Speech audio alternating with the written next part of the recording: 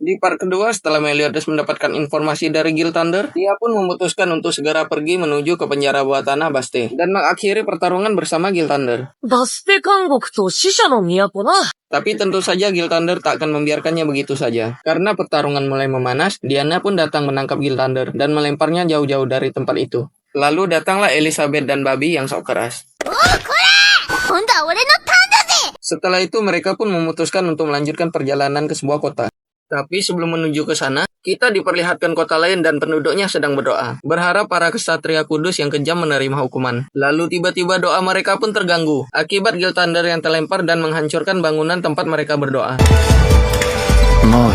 Kembali ke kelompoknya Meliodas. Meliodas pun memberitahu rekan-rekannya untuk menjemput Ban terlebih dahulu, yang ditahan di penjara bawah tanah Baste. Namun Elizabeth kurang setuju dan meminta Meliodas untuk mengurus lukanya terlebih dahulu. Meliodas pun bilang kepada Elizabeth untuk tidak khawatir. Dibawa beristirahat saja sudah cukup, lalu Meliodas pun pergi ke kamarnya. Elizabeth yang masih khawatir pun ikut menyusul ke kamarnya. Sesampainya di kamar, Elizabeth pun terkejut melihat Meliodas yang sudah terkapar pingsan.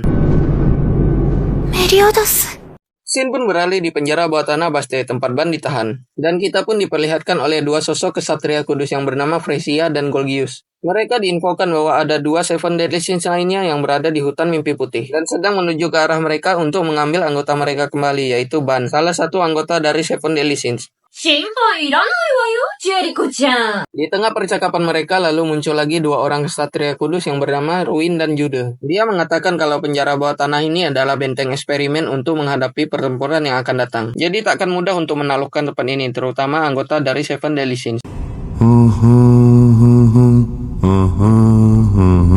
Kembali ke kelompoknya Meliodas. Saat mereka mendekati penjara bawah tanah, mereka terpaksa membawa Meliodas ke kota terdekat untuk mendapatkan perawatan. Namun sesampainya di sana, para warga dikejutkan oleh kedatangan Diana yang merupakan seorang raksasa. Di lain sisi, ternyata para kesatria kudus telah memantau pergerakan mereka. Fresia pun berinisiatif untuk melakukan penyerangan terlebih dahulu. Oh ya, sedikit info, ternyata Fresia ini adalah seorang perempuan. Setelah menemukan dokter yang merawat Kapten Meliodas, Diana pun memutuskan untuk pergi sendiri menyelamatkan Ban. Tapi Elizabeth bersikeras untuk ikut, dan terjadilah perdebatan di antara keduanya. Di sela-sela perdebatan berlangsung, muncul awan hitam besar dari arah penjara bawah tanah. Tapi itu bukanlah awan hitam, melainkan segerombolan serangga yang beracun. Serangga-serangga itu menyerang kota dengan air liur beracunnya, dan menimbulkan teror di antara penduduk.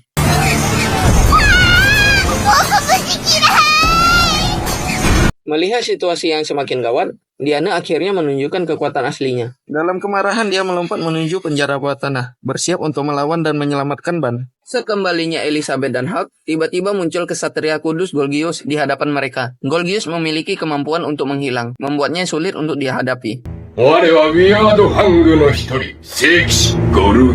Di penjara bawah tanah terlihat dua orang prajurit yang sedang berjaga. Prajurit tersebut menjaga sel tempat Ban berada. Tapi mereka tak menyangka bahwa Ban yang mereka tahan berhasil melepaskan diri dari ikatan dan menjebol pintu penjara. Mendengar ada keributan di sel, Jericho yang masih salah satu kesatria kudus pun datang menghampiri mereka. Jericho pun bilang kepada prajuritnya untuk menyampaikan pesan pada Golgius, kalau ada tahanan yang kabur dan Jericho lah yang akan membunuhnya. Namun walaupun dihadang oleh Jericho, alih-alih terluka, Ban menggunakan setiap serangan yang diterimanya untuk mencukur rambut dan janggutnya, yang sudah tidak terurus.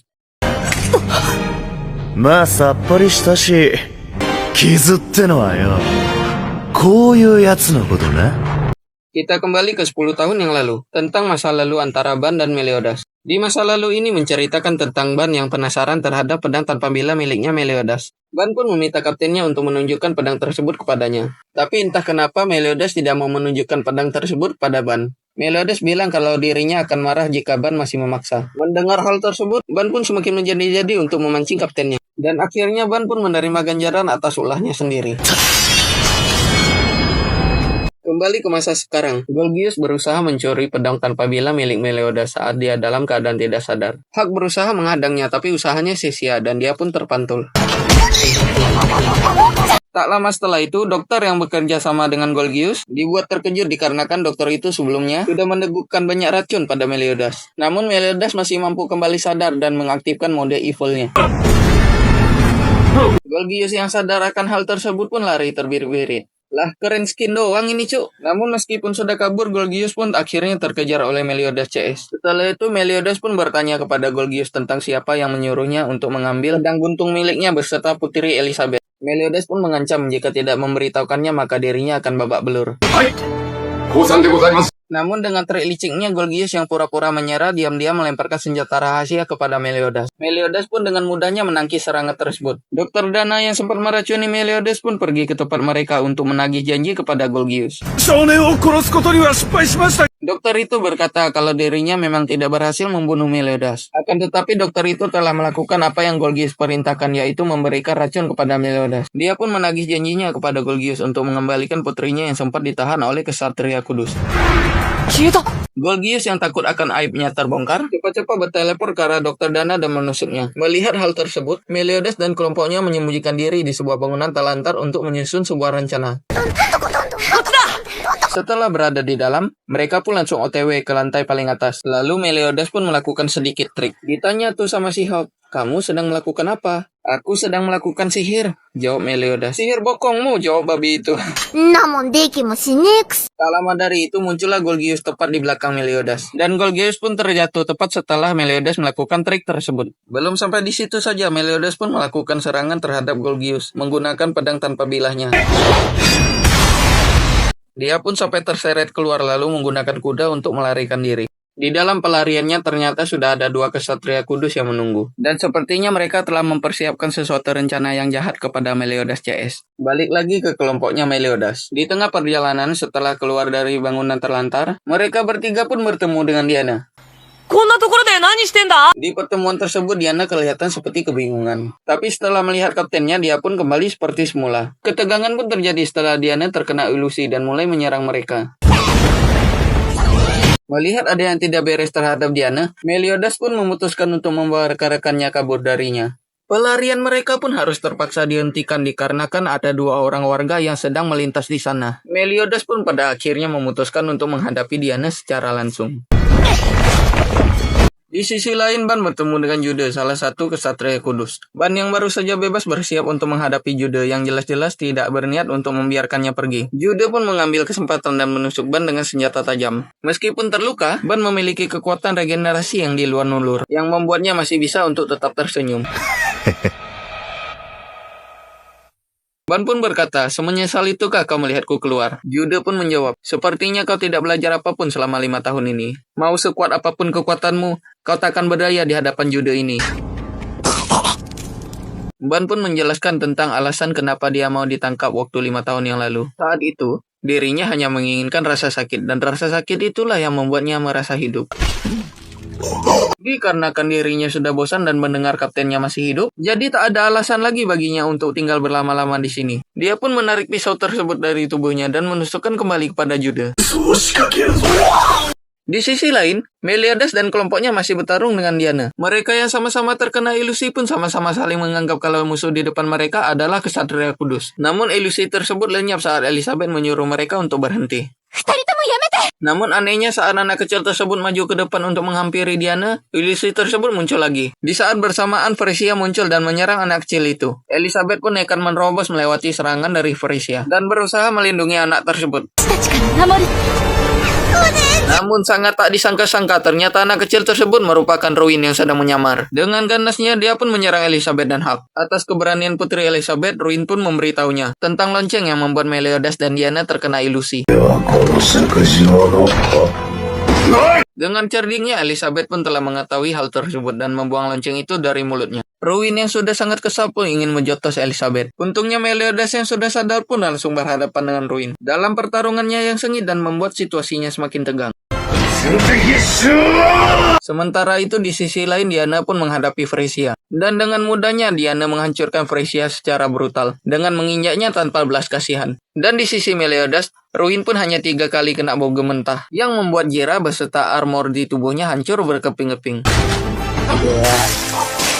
Setelah selesai pertarungan dan mengobrol sejenak, Elizabeth pun dimasukkan ke dalam tas untuk beristirahat dan memulihkan diri. Tak lupa juga soal prajurit Baste yang menyamar tadi. Hakun berusaha mencegah prajurit tersebut agar tidak kabur dan mendapatkan informasi tentang lokasi Ban dan putri dokter yang disebut-sebut terjebak di dalam benteng. 聖騎士と僕らにこんな目に遭わされるのとどっちがマシ？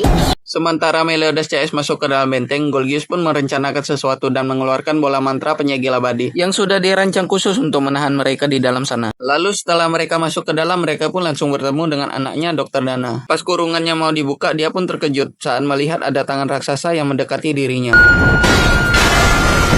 Lalu ujung-ujungnya pingsan deh dan dijadikan satu paket dengan Elizabeth. Tak lama dari itu muncul Ban dari arah belakang. Ban pun akhirnya kembali bergabung dengan Meliodas dan Diana setelah mengalahkan Jude.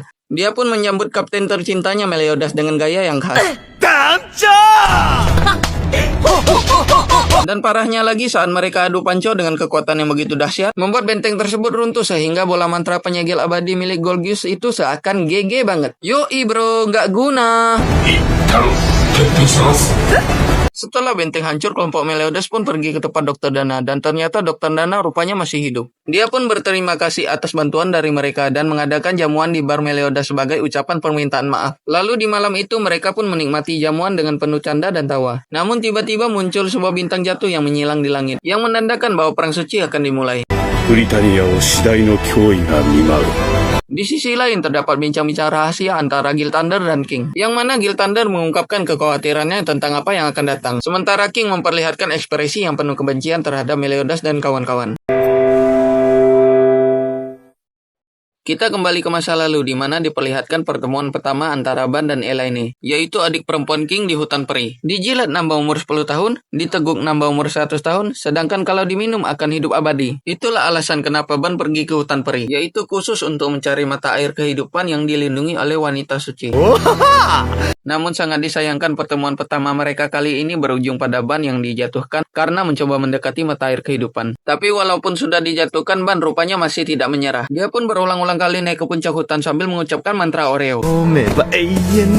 Dan berkali-kali itu juga ia dijatuhkan. Entah karena keberuntungan atau apa, Ban yang kala itu masih seorang manusia nyatanya masih bisa hidup setelah jatuh dari ketinggian tersebut.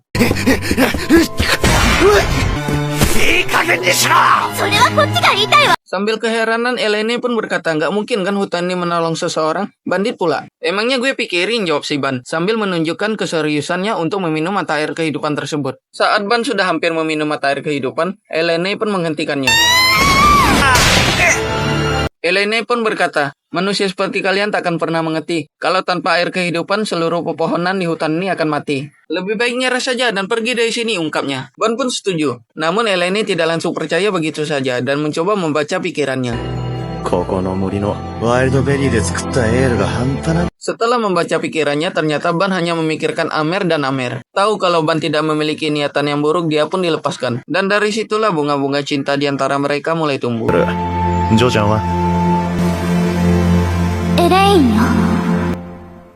Ban pun tiba-tiba terbangun dari mimpinya. Sementara itu, Meliodas ditemukan terikat di kamar Elizabeth. Lalu setelah kejadian tersebut, Meliodas dan kelompoknya mulai berdiskusi mengenai perjalanan mereka selanjutnya. Mereka pun memutuskan untuk pergi ke ibu kota kematian, sebuah tempat yang dipercaya menjadi lokasi di mana King berada.